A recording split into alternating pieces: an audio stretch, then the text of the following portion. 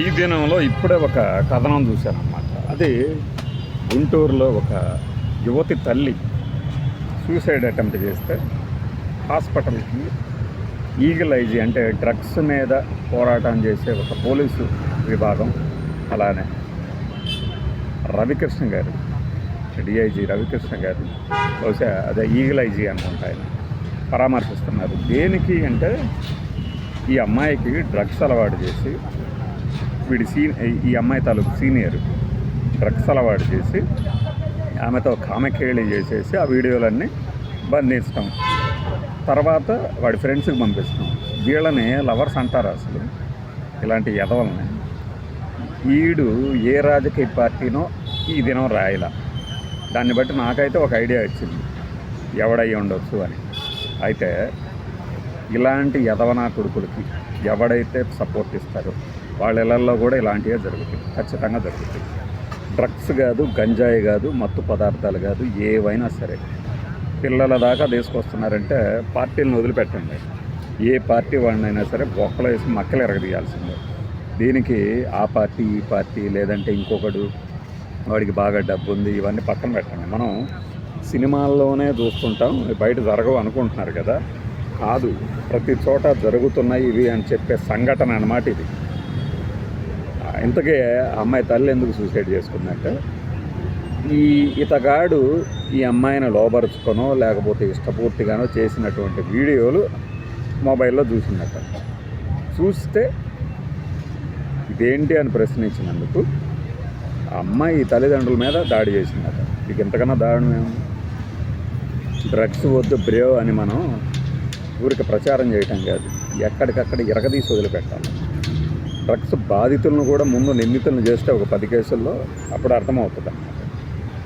మనం ఇప్పుడు ఆ చిత్తూరు జిల్లాలో ఒక లాయర్ దంపతులు ఇంకొక వాళ్ళ కొలీగ్ని ఇలానే చేసిన దగ్గర నుంచి మనం చేస్తూనే ఉన్నాం కదా వీడియోలు.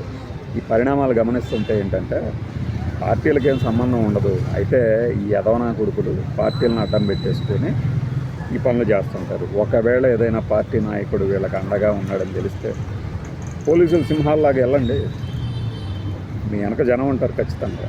ఇది జరిగింది అని ప్రెస్ మీట్లు పెట్టండి. వీడి వెనక ఎవడున్నాడో చెప్పండి. ఎవడైనా సరే, ఏ పొలిటీషియన్ అయినా సరే మూసుకొని ఉండాల్సిందేగా. ఇప్పుడు సోషల్ మీడియా అలా ఉంది కదా. మరి అలా ఈ అవమానం తట్టుకోలేక తల్లి సూసైడ్ అటెంప్ట్ చేస్తే ఇప్పుడు ఆసుపత్రిలో ఆయన పరామర్శించారన్నమాట. ఇప్పుడు ఏం చేయాలి వీళ్ళు? మరి ఏం చేస్తారు?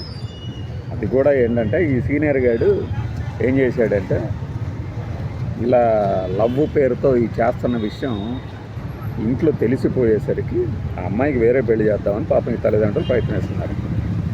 తరచూ గొడవ పడుతుందట ఈ అమ్మాయి. గొడవ పడుతున్న సందర్భంలోనే ఈ మొబైల్లో ఈ వీడియోలు ఇవన్నీ చూశారు.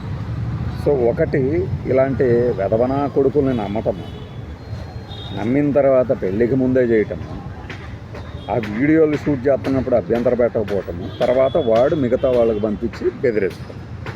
ఇదే దీన్ని లవ్ అంటారా? ఇందాక వచ్చేటప్పుడు చూశాను, ఒక మంగళ షాప్ పక్కన కూర్చొని టిఫిన్ చేస్తున్నారు మన పేరు ఒకటి.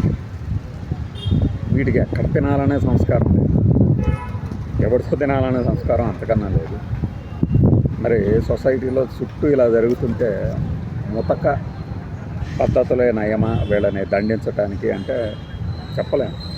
పోలీసులు అన్ని రకాలుగా చర్యలు తీసుకోవాలి. మోరల్ పోలీసింగ్ ఉండాలి ముందు. మోరల్ పోలీసింగ్ అంటే మనం చెప్పడమే కాదు, నిజంగా కూడా ఆచరించాలి. ఇప్పుడు తమ్మారెడ్డి భరద్వాజ తప్పు నాది కాదు, నేనే డబ్బులు తినలేదు, అయినా కూడా ఆ బాధ్యత కలిగిన పొజిషన్లో నేను ఉన్నాను కాబట్టి తప్పు నాదే అని కాస్త డబ్బులు కట్టడానికి వచ్చాడు కదా. అట్లనే తల్లిదండ్రులు ఇలా చేయండి అని చెప్పకపోయినా కూడా వాడు ఇలా చేశాడు కాబట్టి వాళ్ళు శిక్ష అనుభవించాలి. ఏదో నేను ఊరికనే చెప్తున్నది కాదు. ఇలాంటి విషయాలు మీ పక్కలలో కూడా జరుగుతాయి. ఎగతాళి చేయకుండా సహానుభూతి అంటే ఎంపథెటికల్గా ఆలోచించి నిర్ణయాలు తీసుకోండి.